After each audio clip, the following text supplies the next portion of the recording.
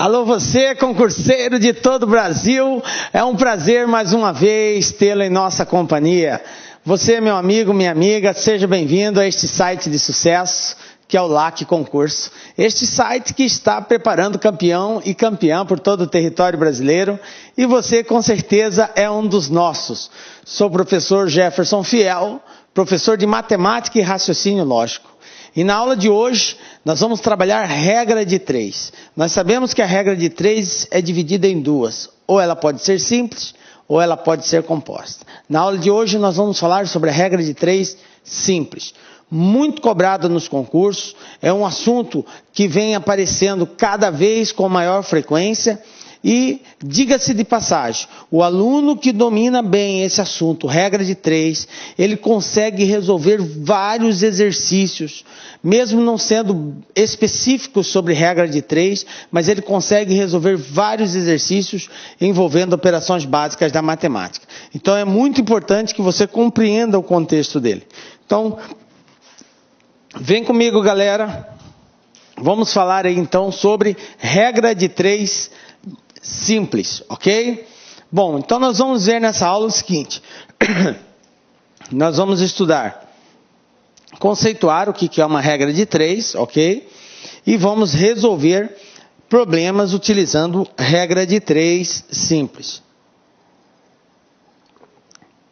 Obviamente, vamos dar algumas dicas, alguns macetes de resolução de problemas de regra de 3, principalmente probleminhas envolvendo torneiras, tá? Que é muito recorrente nos concursos públicos, e nós vamos aí dar uma dica, um macetezinho porreta para você fazer exercícios envolvendo problemas envolvendo torneiras, ok? Então vamos lá, galera. Primeiro, o que é uma regra de 3? Olha, a própria palavra já diz, regra. Regra, então, é um método, é um conjunto de procedimentos, por isso que se diz regra, tá? Então, são métodos que têm que ser adotados para um determinado fim. O nosso fim aqui, mais especificamente, é determinar uma incógnita aqui, ok? Num determinado problema, eu vou conhecer 3 valores, desejo conhecer um 4º valor. Então, a gente aplica aí uma série de procedimentos que são chamadas de regra, ok? E aí nós precisamos verificar todas as proporções existentes entre elas, armar e resolvê-las. Bom, a regra de 3 ganha esse nome por quê? Porque ela é usada para determinar um 4º valor numa proporção quando são conhecidos 3 deles, ok? Ela vale muito de tabela, ok? De tabela para fácil visualização do problema. A criação, a representação dela através da tabela não é algo obrigatório, galera, mas é algo que facilita. Você passa a ter uma visão mais ampla do contexto do exercício, do teste, e isso faz com que você consiga resolver com mais facilidade, ok? Então a recomendação de representar em tabelinha é muito legal, ok? Bom, existem algumas questões que nós precisamos definir antes da gente entrar nos probleminhas envolvendo regra de 3. Algo que a gente vai ouvir assim com muita frequência é a palavra grandeza. Aí eu pergunto para você, prezado concurseiro, você sabe o que é uma grandeza? Legal. Grandeza, galera, é tudo aquilo que é mensurável. O que é algo mensurável? É aquilo que pode ser medido ou pode ser contado. Então, isso é uma grandeza, tá?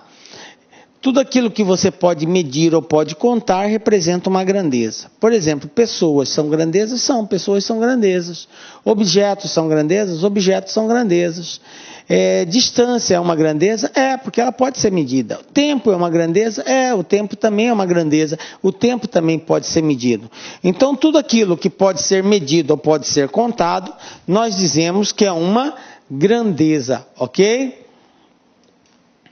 Então, uma grandeza é tudo aquilo que é mensurável, ou seja, pode ser medido ou pode ser contado. Exemplos, como eu já tinha dito, pessoas, objetos, velocidade, tempo. Velocidade também, galera. Velocidade, a gente mede a velocidade. Então, é uma grandeza? É uma grandeza.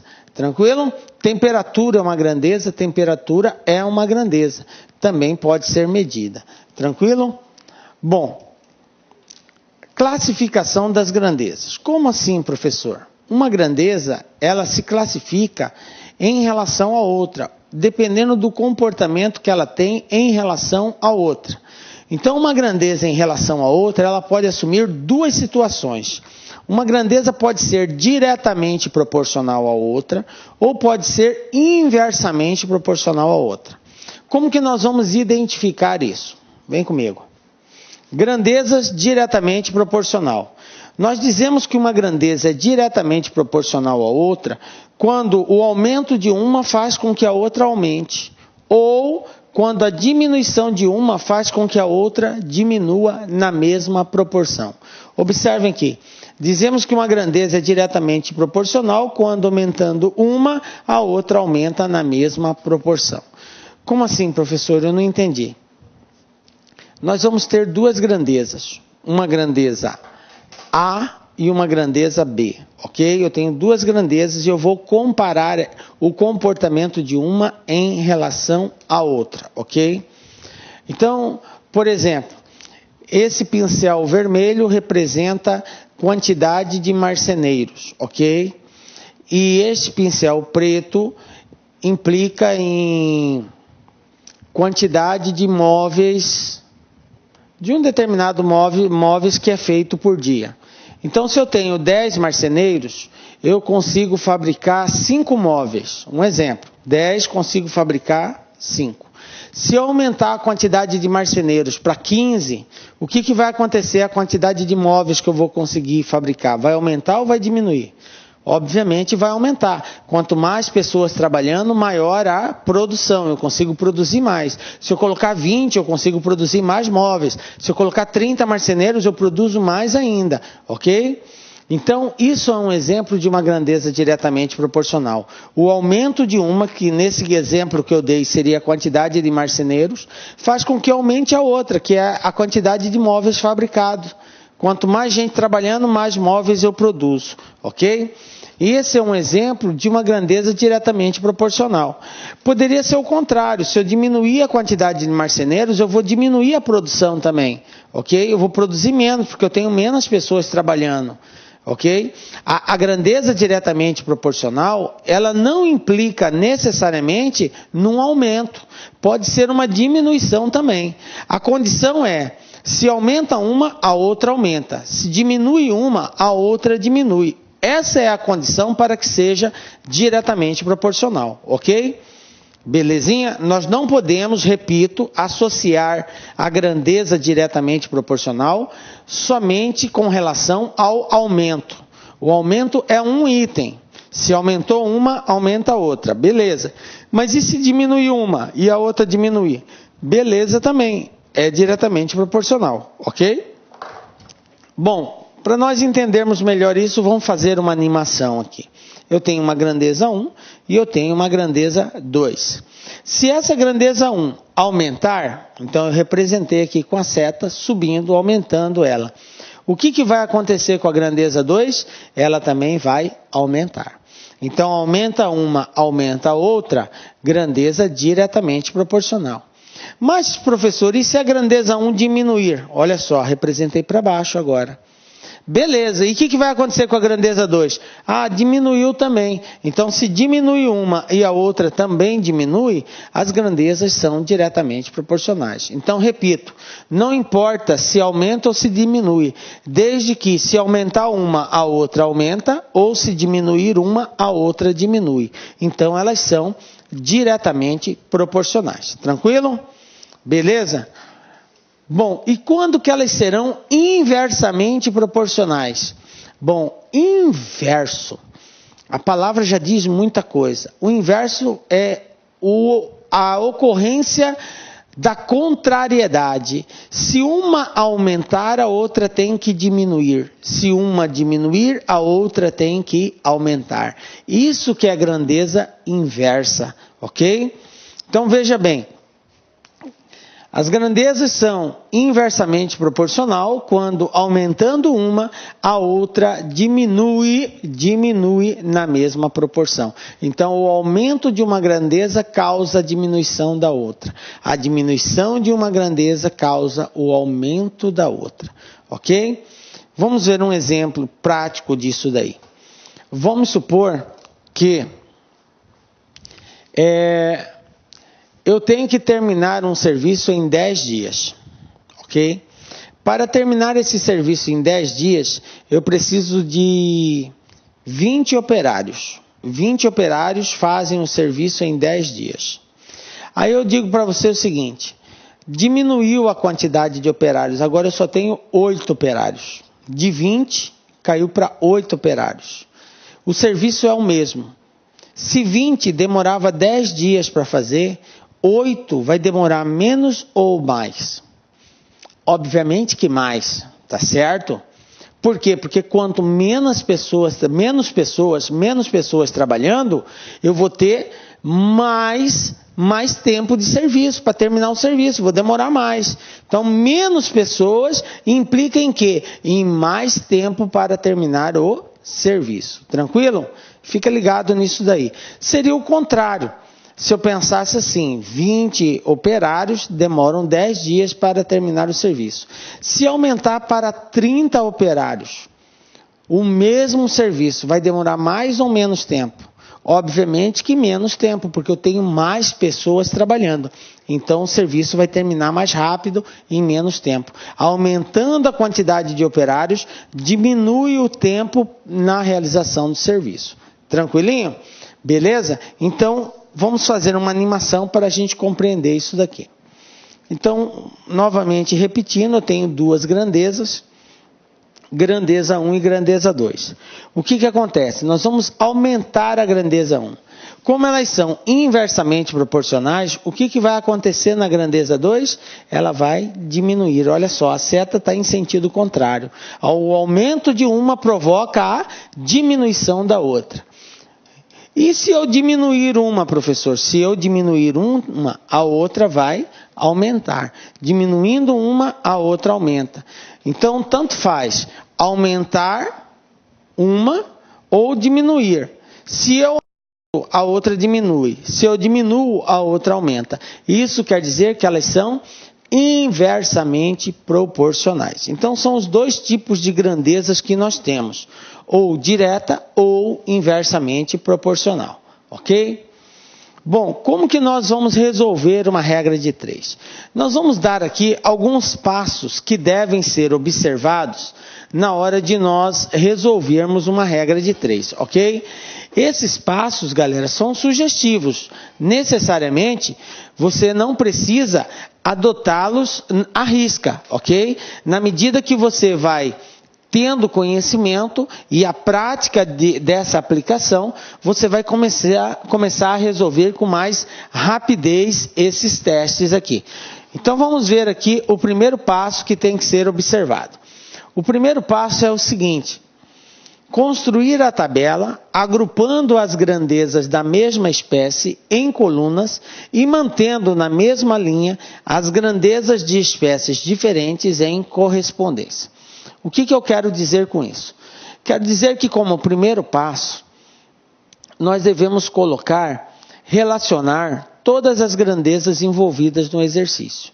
A regra de 3 simples, ela é caracterizada por termos somente duas grandezas envolvidas no problema. Porque se eu tiver mais de duas grandezas, a regra deixa de ser simples e passa a ser composta. Então, como nós estamos estudando a regra de 3 simples, então os casos que nós vamos ver vão envolver somente duas grandezas. Tranquilo? Bom, então o primeiro passo é evidenciar, relacionar as grandezas e fazer as anotações correspondentes a cada grandeza. Segundo passo, identificar se as grandezas são direta ou inversamente proporcionais. Ou seja, verificar a proporcionalidade. Eu tenho que ver se uma é direta ou inversamente proporcional à outra. Terceiro passo, feito essa comparação, basta nós montarmos a proporção e resolver o exercício, ok? Vamos ver na prática agora como isso. Exemplo. Com uma área de absorção de raios solares de 1,2 metros quadrados, uma lancha com um motor movido a energia solar consegue produzir 400 watts por hora de energia. Aumentando essa área para 1,5, qual será a energia produzida? Então, veja bem, galera. Eu tenho aqui um caso específico de regra de 3 simples. Por quê? Porque eu tenho somente 2 grandezas envolvidas nesse exercício. Quais são as grandezas? É a área de absorção do raio solar e a produção de energia, ok? E a produção de energia. Então, uma grandeza é o tamanho da área e a outra é a produção de energia. Vamos lá, galera. Eu vou agora, de acordo com os passos, fazer o primeiro passo. O primeiro passo é relacionar as grandezas. Quais são as grandezas que eu tenho? Área e quantidade de energia dada em watts. Ok? Bom, quais são os valores referentes à área? Eu tenho 1,2 metros quadrados de área que produz quanto de energia? Produz 400 watts de energia. Ok? Aí ele disse o seguinte, o problema, se a área aumentar para 1,5, se a área for de 1,5, qual será a produção de energia? Então veja bem, eu relacionei as grandezas. Olá, meus amigos, minhas amigas, sou o professor Luiz Antônio de Carvalho e com muito prazer, muita satisfação, estou aqui para fazer um convite muito especial para você que vai se preparar para o concurso do Detran Pará 2018. Meus amigos, minhas amigas, este concurso já foi autorizado, este concurso já tem a banca examinadora contratada. Mais cedo e mais tarde o edital vai ser publicado. Gente, lá no Pará eu conheço, lá no Pará todos os concursos são muito concorridos, são muito disputados, então aqueles alunos que estudam com antecedência, com planejamento e com foco são os alunos aí que terão aí as maiores chances de ser aprovado. E nós, claro, aqui da Lá Concurso, estamos fazendo um curso pré-edital super diferenciado. Essa já é a nossa segunda turma do concurso do Detran Pará 2018. Super atualizado, legislação de trânsito, o Estatuto do Servidor do Pará, detalhado, ponto a ponto do edital. Gente, 6 meses de acesso. Durante esse período vai ter direito a todas as atualizações. Se o edital for publicado nesse período, se Deus quiser, vai ser publicado. Nós iremos ajustar o seu curso, tá? Sem nenhum acréscimo financeiro, ou seja, free, de graça, custo zero para a galera. Ok? Então, peço que vocês aí acessem nosso site, lá concurso.com.br. Essa turma 2, ela está em promoção, ela é 10 parcelas de R$ 25,00 apenas, 6 meses de acesso, pode assistir quantas vezes quiser e na hora que desejar. Tudo bem, meus amigos? Um forte abraço, fique com Deus. Espero vocês. Tchau, tchau. Clique lá.